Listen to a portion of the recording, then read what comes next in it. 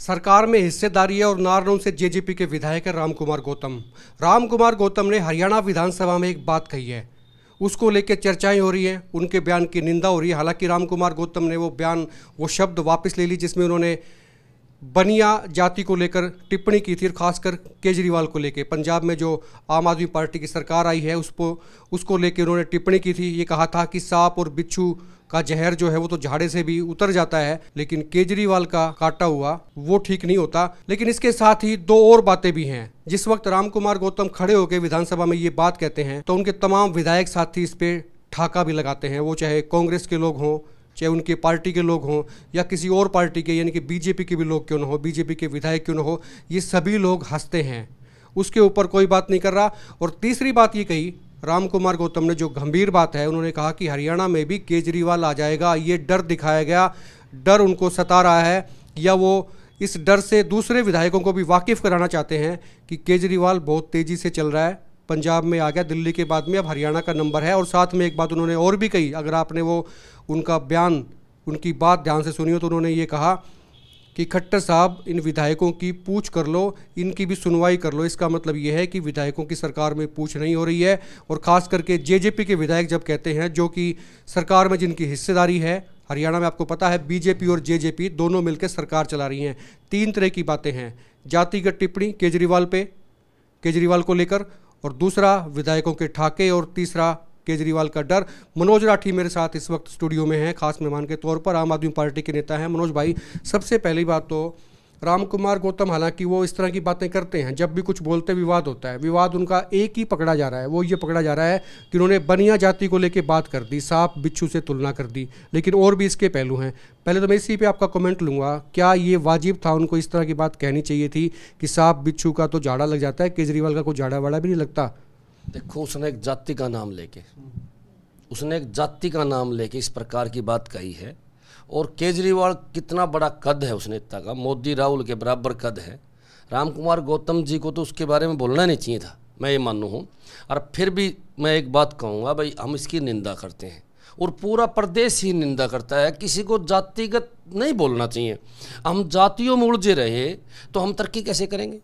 इसीलिए भाई देखो, उसने जातिगत ये बातें कही हैं, ये बहुत घटिया बात कही है। और मैं तो इस तरह अगली एक बात कहूँगा कि हमारा जो विधायक जी हैं गौतम जी, बूढ़े हो गए, 80 साल पार कर गए मेरे ख्याल में, दिमाग सठिया आ गया, दिमाग जो है उनका बूढ़ा हो गया और वो सठिया आ गया, इसलिए वो अटपट बात करे विधानसभा में।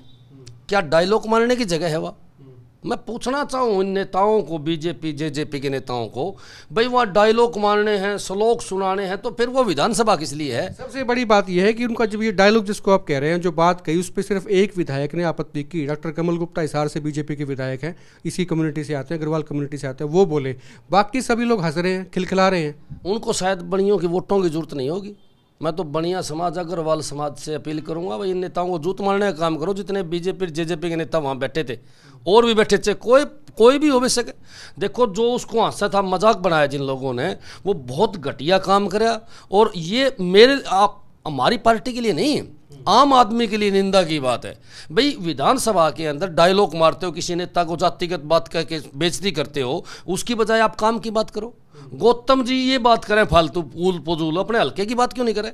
उसका हल्का में लाखों समस्याएं हैं, उसका हल्का में देश बिना के चोरी होने लग रही है। बास गांव में लोग बैठे हैं, भाई हमारी कमेटी ये कैंसिल करो, हमारे को गांव बनाओ वापिस। इस प्रकार की समस्या क्यों नहीं उठाते हो? मेरा तो समझ में नहीं आया कि इन लोगों को वोट कैसे मिल जाते हैं। जब ये वोट का समय आता है उसी टाइम पर भी जाति का जहर फैलाते हैं, किसी न किसी को गालियां देते हैं, जातियों की बात करते हैं और चुनाव जीत जाते हैं। जीतने के बाद ये किसी का भला नहीं करते। सच्चाई तो ये है भाई, रामकुमार गौतम जैसे जो नेता हैं वो अपने समाज का भला नहीं करते, दूसरा का तो करेंगे कैसे? जिसका वो सहारा लेते हैं, जाति का सहारा लेते हैं, भाई आप एक हो जाओ, वो एक हो जाओ, वो आ जाएगा, ये चला जाएगा। ये लोग किसी के नहीं होते। ये लोग जनता के साथ धोखा करते हैं, अपना पेट भरते हैं। अपनी मंत्री की कुर्सी के लिए उसने पता नहीं कितनी भद्दी बातें करी। मैं मानूँ कि उसने अपने काम करवाना चाहिए। उसने सबसे पहले बीजेपी जेजेपी सरकारों को कहना चाहिए, मेरा हल्का में काम करो जी, दबा के मेरे हल्का में जो पहले काम हुए उसे डबल करो। मैं मानू हूँ तो उसका नाम होता। आज काम करने वाले लोगों की जरूरत है। करप्शन खत्म करना चाहिए था भाई साहब, सबसे पहले तो करप्शन। वहाँ सड़क बनाए उन्हें पैसे जेब में, क्यों नहीं बोलने लग रहे हो इन बातों के ऊपर? मैं उसको 1000 बात लिख के दूंगा, उनको उठाओ जो जनता से जुड़ी हुई बातें हैं। लेकिन इसके विपरीत इस प्रकार के डायलॉग मार के, और वो पता नहीं फेमस होना चाहो है बुढ़ापा में, पता नहीं के माइंड में उनका है। बाकी हम इस बात की घोर निंदा करते हैं। इस प्रकार की बातें विधानसभा में खासकर, जहां पूरे हरियाणा प्रदेश की नज़र रहती है और जहां हमारे द्वारा चुने हुए नेता वहां बैठते हैं, उनके बीच में इस प्रकार की बातें करना, गालियां देना एक दूसरे को, नेताओं को, इस प्रकार की कहानी, वो भी जातिगत है। बिल्कुल पूरा हरियाणा देखता है, पूरा देश भी देखता है, और दूसरे राज्यों में भी लोग रहते हैं हरियाणा के, वो भी लोग देखते हैं कि जो उनके नुमाइंदे हैं, उनके चुने हुए नेता हैं, वो जाके क्या बात करते हैं। और जो दांत फाड़ते हैं दूसरे, जो कांग्रेस के भी लोग हैं, उसमें जेजेपी के भी विधायक थे, दिख रहा है साफ साफ। दुष्यंत चौटाला भी हंसा था, दुष्यंत चौटाला भी हंसा था। मन तो नहीं लगा है भाई ये जो लोग हैं जातिगत जहर फैलाना चाहें, एक बार फिर इस प्रदेश को जातियों में बांट के और अपना कांडा काटना चाहें। इसीलिए तो मैं पूरे प्रदेश से अपील करता रहूं, भाई जो काम करे उसकी तरफ लग जाओ, चाहे वो किसी भी जाति का हो। इस जाति को छोड़ो, आज सारा समाज बराबर है, कोई छोटा नहीं है, यहाँ कोई बड़ा नहीं है। आज लड़ाई कंपटीशन जो है वो तरक्की का कंपटीशन है, आगे बढ़ने का कंपटीशन है। कंपटीशन करो डॉक्टर बनने का, कंपटीशन करो आप इंजीनियर बनने का, कंपटीशन करो आप बड़े उद्योगपति बनने का। कंपटीशन जातियों में थोड़ी होगा, कंपटीशन में बड़ा होने का कंपटीशन करो। और इन जातियों को छोड़ देना चाहिए। जिस जिस देश ने जातियां छोड़ी, जिस जिस राज्य ने जातियां छोड़ी हैं, उनका भला सरेआम होया है। दिल्ली को देख लो भाई साहब। दूसरी बात ये है मनोज भाई कि उन्होंने एक डर दिखाया है, या डर उनको सता रहा है। जेजेपी के वो विधायक हैं, सत्ता में उनकी हिस्सेदारी है, उनको केजरीवाल का डर है, और वो दूसरों को भी कह रहे हैं कि केजरीवाल दिल्ली के बाद में पंजाब में चला गया। पंजाब के लिए उन्होंने शब्द भी इस्तेमाल किया, पंजाब को पी गया, कोई लेना देना नहीं है। हमारे पड़ोस का रहने वाला है, सिवानी का, और हिसार में पड़े है, दिल्ली पे कब्जा कर गया, पंजाब पे अगला उसका टारगेट हरियाणा है। इसलिए मुख्यमंत्री महोदय सबको साथ लेके चलो। ये एक जेजेपी के विधायक कह रहे हैं। जेजेपी के विधायक को डर है कि केजरीवाल हरियाणा में आएगा, आ रहा है। इसके मायने क्या है? ऐसे जी आ गया पहली बात तो, और डर तो सच्चा है उनका, डर तो बढ़ लिया बहुत उनका। मैं एक बात बताऊंगा, इतने डर गए हैं ये नेता, भाई केजरीवाल आएगा आम आदमी को नेता बनाएगा। जब आम आदमी नेता बनेगा तो खास आदमी कहाँ जाएंगे? खास आदमी तो जेल में जाएंगे फिर, क्योंकि उन्होंने माल बहुत बटोर रखा है भाई साहब। ये एक बहुत बड़ी सच्चाई है, बताऊँ मैं आपको। उनने माल बटोर रखा है, ठेकेदार उनके हैं, कंपनियां उनकी हैं, और उनके थ्रू पैसा जो आवे ऊपर से लगाने के लिए केवल 40 पैसा लगा, 60 पैसा वो लोग खा जाते हैं। तो अब नू बताओ, जो माल बटोर रखे हैं वो तो कहेंगे एक हो जाओ, इकट्ठे हो जाओ, अपने काम करो, ताकि हम जो हम मजबूती के साथ अगला चुनाव लड़ना, केजरीवाल को न आने दें। ये उसकी पॉलिसी थी। घबराहट तो पूरी है उसके अंदर है, क्योंकि वो खट्टर साहब को भी समझावा था भाई काम कर। इसका मतलब तो ये है, मन नू लग गया है कि ये विधायक वगैरह जो जनता के काम लेके जाते हैं वो नहीं होते, इनके पर्सनल जो चोरी चकारी के काम है ना वो होते हैं, बाकी आम जनता के काम होते नहीं। उसकी बात से ये साबित होने लग रहा है कि भाई आम जनता के काम सीधे मुख्यमंत्री और डिप्टी सीएम खुद करते हैं। इसीलिए उनका आगे हमने देखा कई बार, जब भी डिप्टी सीएम आओगा पर्ची लेके लोग खड़े हो जाएंगे। हमने किसी विधायक का तो कौन देखा है वो काम। तो इसका मतलब ये है कि सारा काम जिस तरह है अपने महकमे में 12-13, तो दुष्यंत खुद उनको ही हैंडल करने लग रहा है, और उनमें जो काम करने लग रहा है खुद अपने हाथ से करने लग रहा है। किसी विधायक को कोई इंटरफेयर को नहीं करने दे। और जहाँ तक मेरा आइडिया है वो ये है कि इन विधायकों को नू कह रहा है कि तुम 2 पैसे कमा लो, चक्कर में मत पड़ो, बाकी काम मैं अपने आप करूँगा। इससे साफ जाहिर हुआ है गौतम जी की बातों से। और मैं तो कहूँ भाई हमारा इतना उम्र का है, मेरे तो दादा मान है, हम तो उनके बारे में क्या कहेंगे। लेकिन एक बात बिल्कुल सत्य है भाई, दादा को भी ऐसा अधिकार नहीं है कि किसी नेता को गाली देवे, जाति सूचक बात कहे। उसके जो कार्यकर्ता हैं, अरविंद केजरीवाल के जो कार्यकर्ता हैं, उसको चाहने वाले जो लोग हैं, उनके दिलों को ठेस पहुंची है इस बात से। और ठेस ही नहीं पहुंची, हमने ये बात भी देखी है कि इतनी बड़ी संस्था जिसके अंदर इतने बड़े पूर्व मुख्यमंत्री, मौजूदा मुख्यमंत्री, डिप्टी सीएम, मिनिस्टर, विधायक, सारी करीम हरियाणा की वहाँ बैठी है, IPS IAS सब कुछ देखने लग रहा है। और वहाँ ऐसी बेहुदा बातें, भाई ये बढ़िया है, काट लेगा, ये पंजाब को पी गया, हरियाणा को पी जाएगा। अरे काम करे है। आप लोग बताओ, चुनाव तो बीजेपी भी लड़े थी, वहाँ चुनाव कांग्रेस भी लड़े थी, हमने किसी को रोका है क्या? ये कानून सिर्फ आम आदमी पे लागू होता है। आम आदमी किसी को जाति सूचक बोल के कुछ कह दे, कटाक्ष कर दे, गाली दे दे या कुछ भद्दा बोल दे, उस पर कानूनी कार्रवाई हो जाती है। वो विधायक हैं, सत्ता के विधायक हैं, मुकदमा दर्ज हो जाता है। लेकिन इन लोगों पर कौन मुकदमा दर्ज करेगा? ये तो पावरफुल लोग हैं, सरकार के हैं आदमी हैं, मतलब मैं तो नहीं मानूँ भाई ये ताकतवर, इतने ताकतवर लोग हैं कि ये कुछ भी बोल सकते हैं, किसी को भी गालियां दे सकते हैं, कोई इनकी तरफ देखता ही नहीं। कोई इनका मुकदमा कौन दर्ज करेगा इन पे? होने कौन देवे? डिप्टी सीएम बैठे हैं, हमारे सीएम साहब बैठे हैं। इसीलिए मैं बताऊं आपको, इसीलिए तो दूसरी नई पार्टी आती हैं, इनको बरत लिया, जनता देखने लग रही है, इनके हालात देख है। नई पार्टी से अगला सवाल यही है कि पंजाब में आपकी सरकार आ गई, आपने झाड़ू फेर दिया पंजाब में, इसमें कोई शक नहीं है। जो सीटें आपकी आई हैं वो झाड़ू फेरना ही बोलेंगे उसको। उसकी हवा का असर हरियाणा में भी है। कई पुराने चले हुए लोग भी, अभी कारतूस लोग कह रहे थे, कहते कोई खोटी चवन्नी कहता है, कोई चले हुए कारतूस कह रहा है, जो भी कह रहा है, लेकिन वो नेता हैं पूर्व, जिनके पीछे एक टैग लगा हुआ है पूर्व का, पूर्व विधायक हैं जो भी है, वो उनकी भीड़ अब आनी शुरू हो गई है। तो क्या ये आम आदमी पार्टी को यही लोग भर देंगे, या जो नया एक नई जनरेशन है जो इसमें सोच रखती है, जो आपका फेस भी कभी होता है आम आदमी पार्टी का, वो लोग इसमें रहेंगे, या उनके लिए कितना सुरक्षित है भविष्य आम आदमी पार्टी में? ऐसे जी देखो, जितने भी नेता आते हैं उनका हम स्वागत करते हैं, हम पार्टी के कार्यकर्ता हैं। नेताओं को शामिल करना बड़े नेता का काम है, वो जिनको भी शामिल करेगा। हम जो आ रहे हैं वो सिर्फ अपनी जगह तलाश रहे हैं या पार्टी को मजबूत करने के लिए आ रहे हैं? ऐसे जी सबसे बड़ा सवाल आपने पूछा है। सच्चाई तो यही है कि वो अपना जगह जगह नहीं, अपना कांडा काटने खतर भी आ रहे हैं। लेकिन फिर भी हम देखो, हमारा छोटे परिवार से बड़ा परिवार तभी होता है जब लोग उसमें आए। एक छोटा गांव है, अगर उसमें बाहर से आगे लोग रहने लगे तो बड़ा काम हो जाएगा। इसीलिए बड़ा परिवार करने के लिए हम उनका स्वागत करते हैं। जो अच्छे नेता हैं, 2 साल पढ़े हैं, फील्ड में काम करेंगे, उनको नेता टिकट भी देगा, और हम हमारे जैसे जो कार्यकर्ता है उनकी सेवा करेंगे। अब मैं हंसी से ही मैं आपको बताऊं, कोई भी नेता हंसी से आएगा, हम उसका तय दिल से स्वागत करेंगे। पार्टी अगर उसको टिकट देगी तो मनोज राठी सबसे पहले उसकी मदद करेगा और उसको चुनाव जितवाने का काम करेगा। हम पार्टी के सच्चे सिपाही हैं। हमारा एक ही मकसद है कि आम आदमी को सुविधाएं मिलें, और आम आदमी को सुविधाएं सिर्फ और सिर्फ आम आदमी पार्टी और अरविंद केजरीवाल दे सकते हैं। ये अटल सत्य है। क्यों दे सकते हैं ये मैं आपको बता देता हूँ। जैसे पंजाब में हम आए, हमने कोई ऐसा वायदा नहीं किया जो गलत था। अभी आपका सामने गलत वायदे करे थे दुष्यंत चौटाला ने कि बुढ़ापा पेंशन में 5100 रुपये दूंगा, देने की बजाय उसने 3.25 लाख लोगों की बुढ़ापा पेंशन काट दी। बोले तारे पैसे ज़्यादा है तारे पास, इसलिए तारे को नहीं मिलेगी। कारण सिर्फ एक था, बोले जिनकी इनकम 2 लाख से ऊपर है, नई आईडी बना के और उनकी 3.25 लाख लोगों में पेंशन काट दी।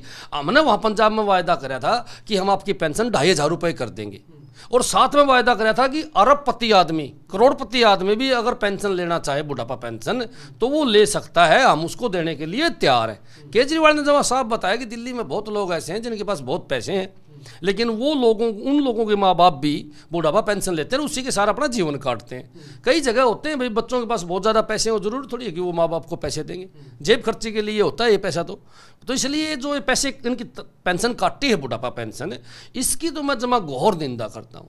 5100 कहने की बजाय देखो वो झूठ बोलेगा, वहाँ 5100 करनी चाहिए थी, ये नहीं करनी चाहिए। आप बताओ। पहली कलम से करनी चाहिए थी, बाद में उसके ये कहा गया कि धीरे धीरे करके करेंगे। सरकार जब तक जाएगी या जब तक जाने वाली होगी तब तक 5100 हो जाएगी, लेकिन ये मायने पहले नहीं समझाएगा लोगों को कि भी हम ऐसे ऐसे करेंगे। अब बात सुनो, हमने वहाँ 2500 की, हाँ भरी 2500 कर दी भाई साहब, आते ही पहली कलम से 2500 कर दी हमने, हाँ 2500 की भरी। अब एक नेता और आंडा है, बोले मैं 10,000 रुपये बुढ़ापा पेंशन कर दूंगा। जचने वाली बात है क्या? मैं तो प्रदेश की जनता से पूछना चाहूँगा, ये ऊट पटांग जो बात करते हैं ना, वो जचने वाली बात नहीं है। और प्रदेश की जनता को बताऊँगा भाई पहले काम देखो। मैं तो जमा एक बात खोल के बताने वाला आदमी हूँ कि पंजाब के अंदर 2 साल में अगर हम सुथरे काम करते हैं तो हमने वोट दो, हमारी सरकार को ले आओ। अगर आपने देखा भाई वहाँ हम फेल हैं तो हमने वोट मत दो, कोई बागड़ बिलों को दे दो, वो दांव लूट के खा जाएंगे आप लोगों को। मतलब पंजाब को देख के हरियाणा के लोग तय कर लें कि वोट देना कि नहीं देना आम आदमी पार्टी को। बिल्कुल, मैं जमा साफ कहने वाला बात हूँ। पंजाब ने दिल्ली देख के पंजाब वालों ने वोट दिया, दिल्ली के अंदर काम हुआ है, पंजाब ने वोट दिया। आज पंजाब में सीएम की शपथ लेने से पहले अरविंद केजरीवाल के आदेश से भगवत मान ने 300 यूनिट बिजली तुरंत माफ कर दी। अच्छा, माफी से याद आ गया, अब आपने लिस्ट हरियाणा के लिए भी बनानी शुरू कर दी होगी, क्या क्या माफ करोगे, फ्री में क्या क्या दोगे, एक अद्धा का कोई आइडिया दे दो। कर्जा माफ कर दिया वहाँ हर प्रकार का, और वहाँ तो कर दिया आपने, खूब दिए, फ्री और माफी का पूरा अभियान चला। हरियाणा के लिए क्या योजना है? मैं बताऊँ हरियाणा के लिए योजना भी। हमारे हरियाणा के अंदर बिजली कनेक्शन खेतों के लिए लोग मारे मारे फिरते हैं, 5-5 साल हो गए उनको 1.5 लाख रुपए सिक्योरिटी भरे हुए, फिर भी कनेक्शन नहीं मिलने लग रही। सरकार देना नहीं चाहती उन लोगों को। बिजली के लिए वो लोग परेशान हैं, 8 घंटे खेता की लाइट आवे उसको भी आप कनेक्शन देने लगे, 1.5 लाख रुपए लेने के बाद भी नहीं देने लग रहे हो। मेरे पास इस प्रकार के नू मान लो कि 100-200 केस तो मेरे पास है भाई, नेम मैं उनका दे सकूँ आपको लिस्ट किसी भी टाइम चाहिए तो उन लोगों को कनेक्शन नहीं देने लग रहे। हम पंजाब में आते ही हमने क्या काम करा कि किसी भी किसान को 24 घंटे में कनेक्शन मिलेगा और वो भी फ्री मिलेगा, कोई पैसा नहीं, और 12 घंटे खेत की बिजली मिलेगी और वो भी फ्री मिलेगी भाई साहब। ये सारी की सारी चीज़ें हम हरियाणा प्रदेश में लागू करेंगे। आपको बता देता हूं मैं, जिस दिन आम आदमी पार्टी आई, पंजाब में जो काम हम करने लग रहे हैं वो सेम टू सेम काम यहां करेंगे।